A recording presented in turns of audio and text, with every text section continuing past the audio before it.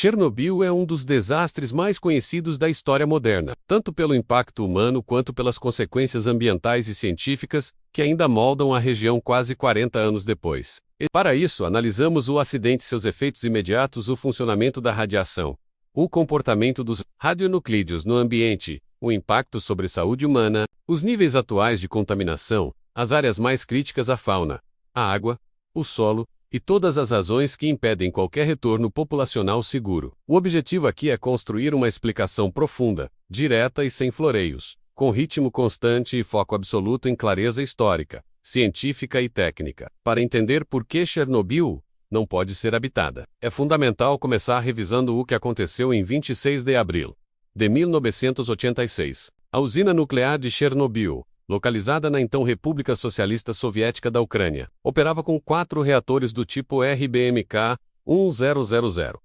Esse tipo de reator possuía uma série de características estruturais que, combinadas com procedimentos inadequados e falhas humanas, criaram a combinação fatal que resultou na maior liberação de radiação da história em tempos de paz. O reator número 4 estava passando por um teste de segurança que deveria avaliar o comportamento do sistema em caso de queda de energia. Para realizar esse teste, operadores desligaram diversos sistemas automáticos de proteção que normalmente manteriam o reator estável. Além disso, o reator estava operando em uma faixa de potência muito baixa, o que era instável para o modelo RBMK. Essas condições extremas de insegurança técnica criaram um cenário onde qualquer erro poderia resultar em uma reação descontrolada. Quando o teste foi iniciado, a potência do reator caiu ainda mais, e os operadores tentaram elavelar novamente, removendo quase todas as barras de controle, que são responsáveis por moderar a reação nuclear. Essa remoção excessiva colocou o reator em uma condição crítica e altamente instável. O RBMK tinha um problema grave. Possuía um coeficiente de vazio positivo, o que significa que, quando havia formação de vapor na água que resfriava o núcleo, a reação nuclear acelerava ao invés de desacelerar. Assim, quando a água começou a ferver rapidamente, devido ao excesso de energia, a reação aumentou de forma abrupta e descontrolada, provocando uma explosão de vapor e, logo depois, uma explosão química. Essas explosões destruíram completamente o reator e lançaram material radioativo na atmosfera. A explosão expôs o núcleo quente ao ar, e o grafite utilizado como moderador de nêutrons pegou fogo. Esse incêndio durou 10 dias e liberou uma enorme quantidade de partículas radioativas na atmosfera, sendo espalhadas pelo vento por grande parte da Europa. A quantidade liberada foi cerca de 400 vezes maior que a bomba de Hiroshima. O material radioativo incluía isótopos extremamente perigosos, como Cesium-137, Strontium-90, Iodo-131, plutônio, e outros produtos de fissão. Cada um desses radionuclídeos possui propriedades diferentes, tempos de meia-vida distintos e formas próprias de interação com o ambiente. Isso significa que a área ao redor de Chernobyl recebeu uma combinação de substâncias que afetam o ar, o solo, a água, as plantas, os animais e, principalmente, o corpo humano de maneiras específicas. A radiação não funciona como um vírus ou como um veneno que se espalha de forma uniforme. Ela depende da concentração de partículas radioativas e da forma como essas partículas se depositam. M. Chernobyl. Algumas áreas receberam níveis muito mais altos que outras, dependendo da direção do vento durante os dias do acidente e da forma como a chuva transportou a radioatividade para o solo. Por isso existem zonas com níveis relativamente baixos, onde é possível andar com segurança durante algumas horas. E existem áreas com níveis extremamente altos, onde a radiação permanece perigosa até hoje. Mas antes de explicar por que é impossível habitar a região, é essencial entender como a radiação afeta o corpo humano. A radiação ionizante, especialmente aquela emitida por partículas alfa, beta e gama, tem a capacidade de remover elétrons dos átomos das células. Isso pode causar danos no DNA, dificultar ou impedir o funcionamento adequado das células e gerar mutações que levam a câncer, leucemias e outras doenças graves. O corpo humano até consegue reparar danos leves no DNA, mas a exposição prolongada a níveis altos de radiação sobrecarrega o sistema de reparo celular e aumenta significativamente o risco de doenças fatais. Além disso, alguns radionuclídeos, como o iodo-131, se acumulam diretamente na tireoide.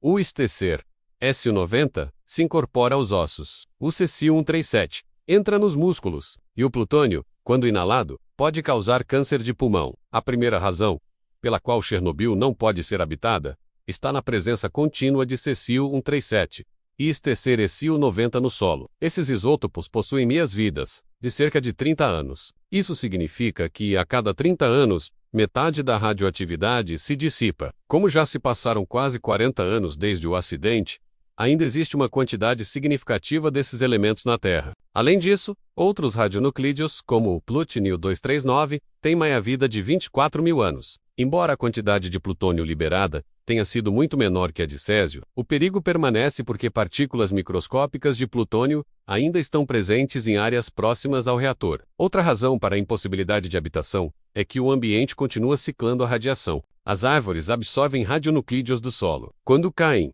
ou são destruídas por incêndios florestais, devolvem a radiação ao ar. Animais ingerem plantas contaminadas e espalham partículas por toda a zona.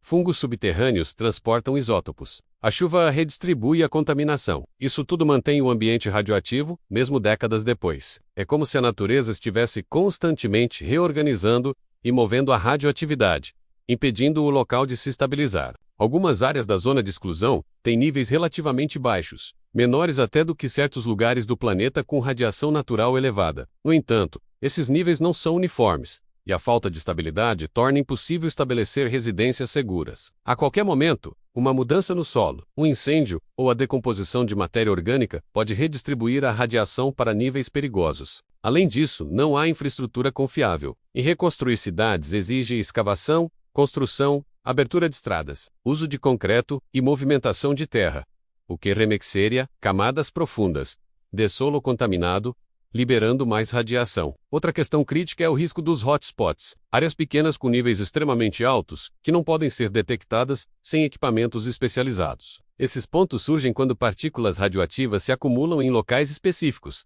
como depressões no terreno, ou áreas onde a chuva lavou o material radioativo de superfícies elevadas. Alguém pode viver em uma casa teoricamente segura, mas pisar por engano em um hotspot de Césio-Fuiba-Saint-Getty, que emite radiação suficiente para causar danos em minutos. Além disso, mesmo que alguém tentasse morar em Chernobyl, toda a cadeia alimentar estaria comprometida.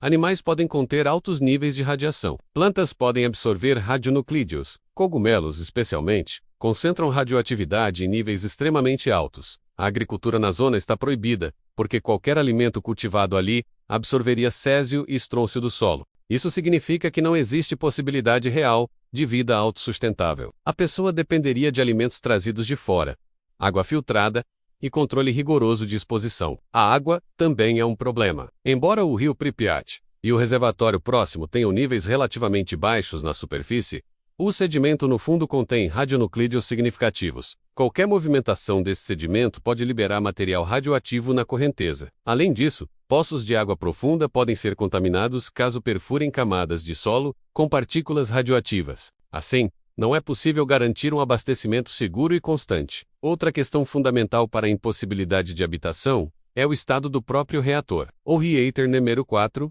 foi inicialmente coberto por um sarcófago de concreto, construído às pressas, chamado de objeto de confinamento. Esse sarcófago tinha rachaduras e infiltrações, e corria o risco de colapsar. Para evitar isso, foi construído um novo confinamento seguro, uma gigantesca estrutura metálica inaugurada em 2016, projetada para durar 100 anos. Esse novo confinamento impede que material radioativo escape para o ambiente, mas deixa claro que ainda existe dentro dele um núcleo destruído, contendo uma quantidade imensa de radionuclídeos perigosos. Enquanto esse núcleo existir, a área ao redor continuará sendo uma zona proibida. O próprio processo de desativação da usina é extremamente lento e deve durar mais de um século.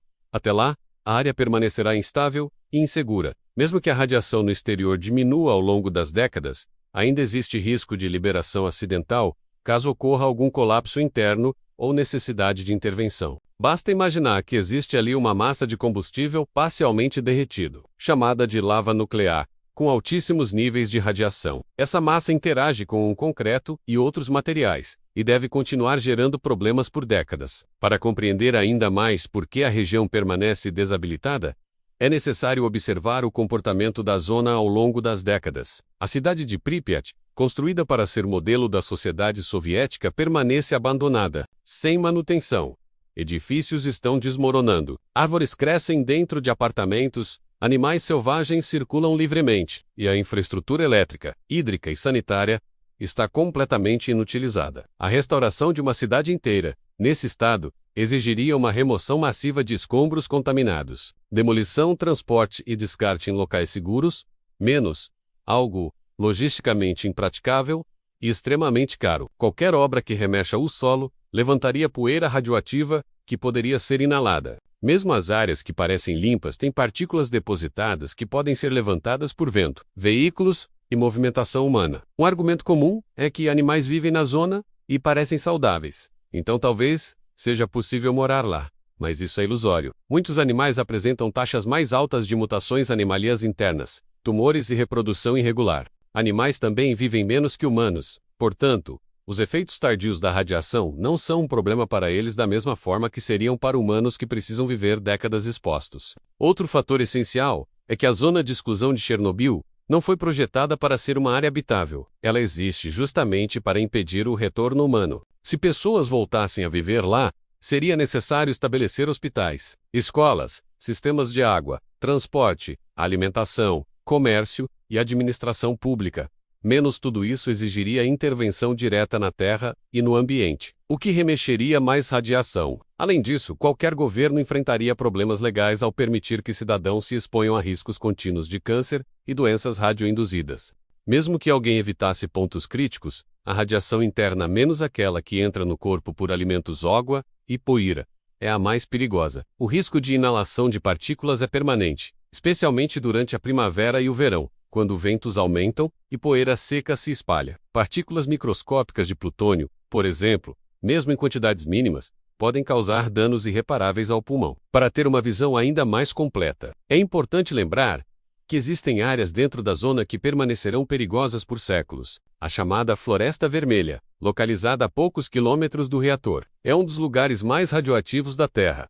Ela recebeu diretamente a chuva de partículas imediatamente após a explosão, e a radiação matou árvores instantaneamente, que se tornaram avermelhadas, daí o nome. Essa floresta ainda contém níveis altíssimos de césio, estrôncio e plutônio, e qualquer movimentação no solo libera partículas no ar. A previsão científica mais aceita é que algumas partes da zona poderão ser seguras para ocupação humana dentro de 150 a 300 anos. Outras áreas, especialmente as mais contaminadas com plutônio, podem levar milhares de anos para atingir níveis seguros. Como o plutônio tem meia-vida muito longa, qualquer partícula dele que esteja no solo continuará emitindo radiação por dezenas de milhares de anos. Não há vantagem econômica em reassentar uma população em um local perigoso, distante e sem infraestrutura. Mesmo que fosse tecnicamente possível restaurar a cidade, o custo seria tão alto que não faz sentido do ponto de vista econômico. É muito mais barato e seguro realocar permanentemente a população para outras regiões do que tentar reconstruir uma cidade sobre um terreno instável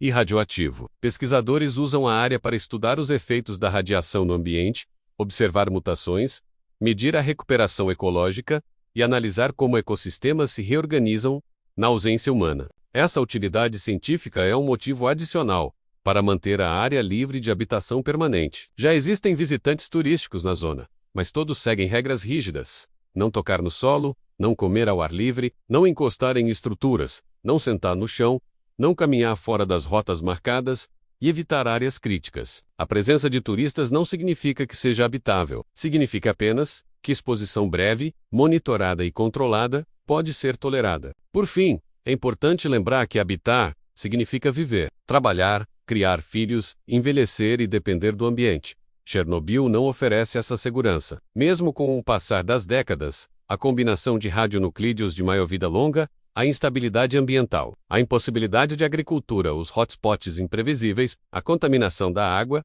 o risco de inalação e a impossibilidade de infraestrutura tornam o local incompatível com vida humana sustentável. Por tudo isso, Chernobyl permanece, e continuará sendo por muito tempo, uma área onde o retorno humano permanente é inviável. Para aprofundar ainda mais temas como este, explore os outros vídeos disponíveis no canal.